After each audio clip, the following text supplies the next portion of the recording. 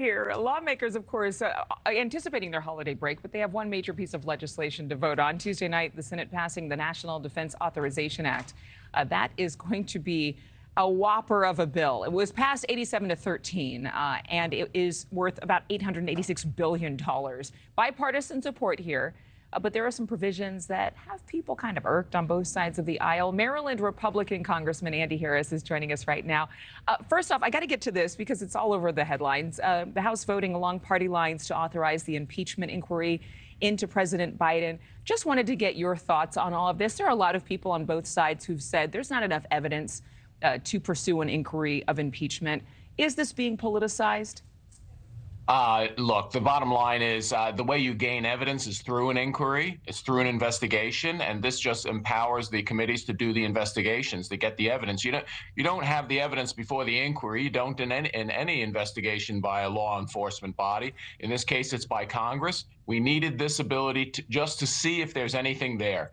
Look, if everybody's innocent, what are they afraid of? If Hunter Biden didn't do anything wrong, why didn't he take the deposition and then go before the committee yesterday? Yeah, and I think there are a lot of people who would agree. This does not accuse the president of any wrongdoing at this time, but there will be some subpoenas issued as per Mike Johnson in his op-ed earlier this week.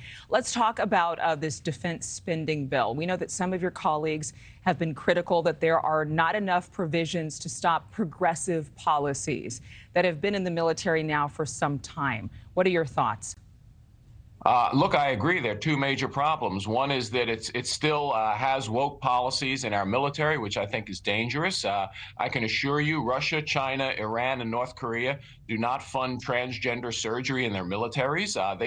They're not sure what that has to do with defense. I'm not sure what it has to do with defense. The other thing is that it combines an extension of the Foreign Intelligence Surveillance Act, which has been abused by the FBI to spy on more than 250,000 Americans. We needed to reform that. We don't need a clean extension of that bill. We should stay in town and reform what's called FISA and not connect it to a defense authorization bill. And there are some other things inside this provision that would prevent things like drag queen shows for the military, the teaching of critical race theory. Is there anything that sparked your interest where you said absolutely not in the U.S. military? Well, look, it doesn't ban drag queen shows. I mean, that's been popularly reported, but I brought it up at the Republican conference just yesterday, and it was admitted that actually they deleted the provision that bans drag queen shows. So the fact of the matter is the woke in the military continues to go on. Again, it's not only a waste of money, it pulls America down a path that we shouldn't be going. So I'm not going to be voting for it today, and I hope enough of my colleagues don't. We bring it back to the drawing board. We fix those problems, especially with that Foreign Intelligence Surveillance Act, and bring it back. There is another amendment that the GOP successfully kept in this bill. It will force the Pentagon to review reinstatement of service members who were discharged for refusing the COVID vaccine. What does that review process look like? Well, it does smooth the process for about 8,000 individuals who were discharged from the military. Look, I think the military would have done that on its own, to be honest with you. They have recruiting problems in every branch but the Marine Corps.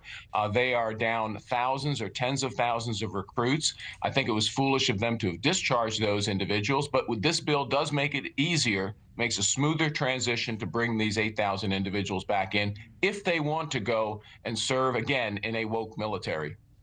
Congressman Andy Harris, thank you very much for your time. Thank you for watching. Go to newsnationnow.com to find NewsNation on your television provider. And don't forget to click the red subscribe button below to get more of NewsNation's fact-driven, unbiased coverage.